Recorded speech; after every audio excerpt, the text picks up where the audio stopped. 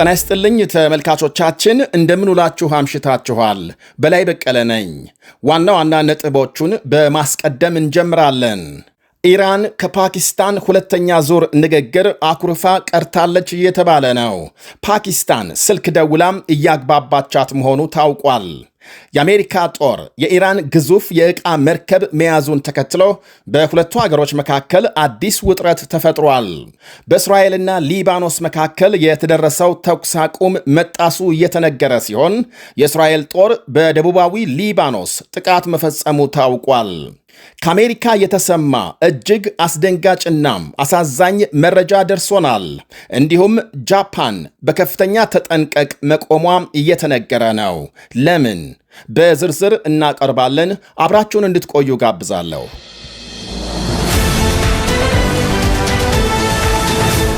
የፓኪስታን ዋና ከተማ ኢስላማባድ እንግዶቿን ለመቀበል ከፍተኛ የጸጥታ ጥበቃ ላይ ስትሆን ትምህርት ቤቶችና መስሪያ ቤቶች እንዲሁም ወደ ዋና ከተማ የሚወስዱ መንገዶች ተዘግተዋል። በሺዎች የሚቆጠሩ ወታደሮች የተሰማሩ ሲሆን በከተማው የተለያዩ ስፍራዎች የተጠናከረ ፍተሻም እየተካሄደ ስለመሆኑ ዘገቦች አመልክተዋል። 6 የሚደርሱ የአሜሪካ የጦር አውሮፕላኖችም ፓኪስታን መግባታቸው ታውቋል። የጥበቃው መጠናከር ለምንድን ነው ከተባለ በኢራንና አሜሪካ መካከል የተደረሰውን ተኩስ አቁም ለማራዘም የሚያስችል ንግግር ለማካሄድ ነው ተብሏል።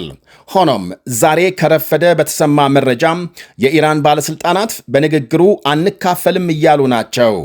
የአሜሪካ ጦር የኢራንን መርከብ መያዙን ተከትሎ ቴሄራን አስፈላጊ እርምጃ እንደምትወስድ ከመግለጽ ባለፈ በፓኪስታን ሁለተኛ ዙር ንግግር ለመካፈል ገና ከውሳኔ አልደረስኩም ብላለች። የኢራን አብዮታዊ የበላይ ጦር ባወጣው መግለጫም ግልጽ ወረራ ባለው የአሜሪካ ተግባር ወሳኝ ምላሽ እንደሚሰጥ ዝቷል። የኢራን ዕቃ ጫኝ መርከብ አሜሪካም እገዳ በጣለችበት መስመር ለማለፍ ሲሞክር ነው በአሜሪካ ባህር ኃይል መያዙ የተነገረው። ፕሬዝዳንት ትራምፕ የኢራን መርከብ መያዙን ካስታወቁ በኋላ በዓለም የነዳጅ ዋጋ ጭማሪ መታየቱን ዘገቦች አመልክተዋል። አንድ በርሜል ድፍድፍ ነዳጅ $96 ገብቷል፣ በ$4 ጭማሪ በማሳየት። ቴሄራን በሁለተኛው ዙር ንግግር ስለ መካፈሏም ባይረጋገጥም በምክትል ፕሬዝዳንት ጄዲ ቫንስ የተመራ የአሜሪካ ልዑካን ቡድን ግን ወደ ፓኪስታን ማምራቱ ታውቋል። ፕሬዝዳንት ትራምፕ 900 ጫማ ቁመት ያለው ቱስካ የተባለ ግዙፍ የኢራን ዕቃ ጫኝ መርከብ የተጣለውን እገዳ ለማለፍ ሲሞክር በአሜሪካ ባህር ኃይል መያዙን አስታውቀዋል። መርከቡ እንዲቆም ማስጠንቀቂያ ቢሰጠውም አሻፈረኝ በማለቱ በሞተሩ ክፍል ላይ ተመቶ እንዲቆም መደረጉን ገልጸዋል። መርከቡ ቀደም ሲል በአሜሪካም እገዳ የተጣለበት እንደነበርና ፍተሻም እየተደረገበት ነው ብለዋል። የአሜሪካ ጦር በኢራን ባህር እገዳ ከጣለበት ካለፈው ሳምንት ወዲህ በአጠቃላይ 27 የሚደርሱ መርከቦች ወደ ኢራን እንዳይገቡና ገብተው የነበሩም እንዳይወጡ ማድረጉን ገልጧል። ኢራን በበኩሏ አሜሪካ በባህር ክልሏ የጣለችው እገዳ እስካልተነሳ በድርድሩ እንደማትካፈልና ተኩስ አቁሙም ሊጣስ እንደሚችል አመልክታለች። የፓኪስታን መሪዎች ግን ንግግሩ በታቀደለት ጊዜ እንዲካሄድ ከኢራንና አሜሪካ ጋር ተደጋጋሚ ግንኙነት እየፈጠሩ መሆናቸውን ገልጸዋል። በቀጣዮቹ 24ና 48 ሰዓታት ውስጥ የታቀደው ንግግር ተካሂዶ ከአንድ አይነት ውጤት መድረስ አለበት ብለዋል። የኢራን ልዑካን ፓኪስታን ይገባል የሚል ተስፋ እንዳላቸውም ገልጸዋል። ኢራን የሊባኖስ ጉዳይ በድርድሩ እንዲካተት ትፈልጋለች ብለዋል።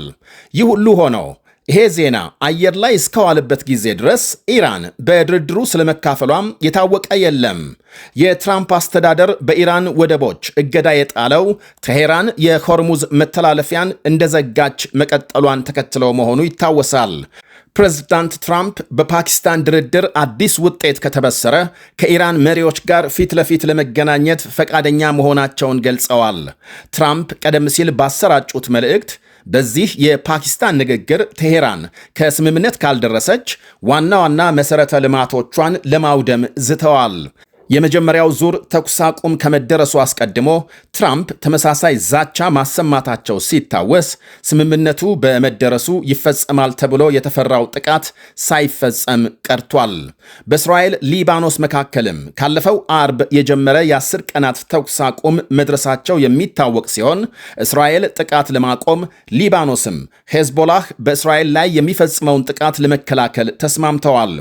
ያም ሆኖ እስራኤል ወደ ደቡባዊ ሊባኖስ 10 ኪሎ ሜትር ዘልቃ የጸጥታ ቀጠና በሚል በዚያ ለመቆየት መወሰኗን ሄዝቦላህ አልተቀበለም።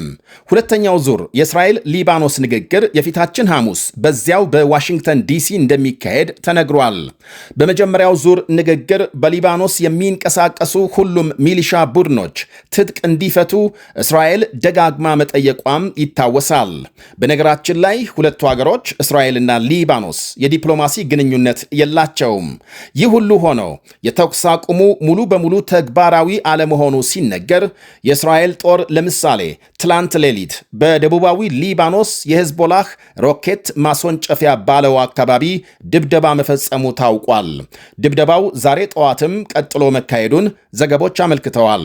በሺዎች የሚቆጠሩ የእስራኤል ወታደሮች ደቡብ ሊባኖስ የሰፈሩ ሲሆን ቤታቸውን ለመልቀቅ ተገደው የነበሩ ነዋሪዎች እንዳይመለሱ በድጋሜ ማስጠንቀቂያም ደርሷቸዋል።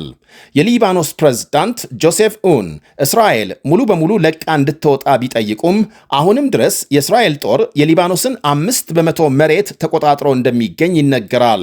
ፕሬዝዳንቱ በቀጣይ የሚካሄደው የእስራኤል ሊባኖስ ድርድር ከሌሎች ድርድሮች የተለየ እንደሚሆን ገልጸዋል። መንግስታቸው ሄዝቦላህን ትጥቅ ለማስፈታት ቁርጠኛ መሆኑንም አመልክተዋል። ቴሄራን የሊባኖስ ተኩስ አቁም ከአሜሪካ ጋር በሚደረገው ድርድር መካተት እንደሚገባው መግለጿም ይታወቃል። ወደ ሌላ መረጃ ስናልፍ ጃፓን ከፍተኛ የመሬት መንቀጥቀጥ አደጋ ይደርሳል በሚል በተጠንቀቅ መቆሟ እየተነገረ ነው። እስከሚቀጥለው ሳምንት ባለው ጊዜ ከፍተኛ የመሬት ነውጥ እንደሚከሰት መረጃ መውጣቱን ተከትሎ አደጋው ይደርሳል በተባለበት አካባቢ የሚኖሩ በብዙ ሺህ የሚቆጠሩ ዜጎች ለቀው እንዲወጡ ባለስልጣናት አስጠንቅቀዋል። ዛሬ ከባህር በታች መንቀጥቀጥ መድረሱን ተከትሎ በተለይ በሀገሪቱ ዋነኛ ደሴትና በአካባቢው ነዋሪዎች ለቀው እንዲወጡ ተነግሯቸዋል። በጃፓን እንደ ፈረንጆቹ አቆጣጠር በ2011 በደረሰ ከባድ የመሬት ነውጥ ከ18,000 በላይ ሕዝብ ማለቁ ይታወሳል። ከአሜሪካ ሉዚያና ግዛት ብዙዎችን ያስደነገጠና ያሳዘነ መረጃ ዛሬ ተሰምቷል። ሚስቱ ፍቺ በመጠየቋ የተበሳጨ ባል 8 ልጆቹን በጥይት ሲገድል ሚስቱን ክፉኛ ማቁሰሉ ተነግሯል። ሻማር ኤልኪንስ ይባላል። ዕድሜው 31 ባልታወቀ ምክንያት ባለቤቱ ፍቺ እንደጠየቀችና በዚህም በጣም ተናዶ እንደነበር ዘመዶቹ ይናገራሉ።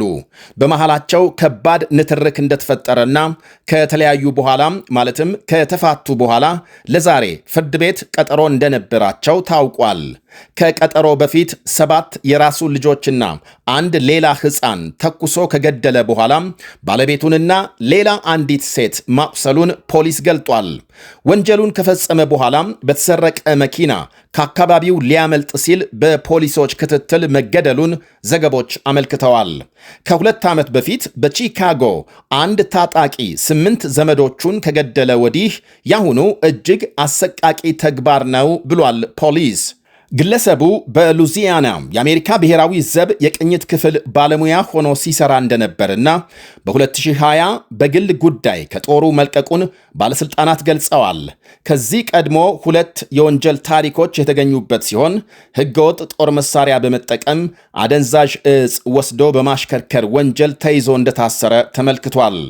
በተያዘው የፈረንጆች ዓመት ብቻም በመላው አሜሪካ 114 የጅምላ ተኩስ ወንጀል መመዝገቡ ይነገራል።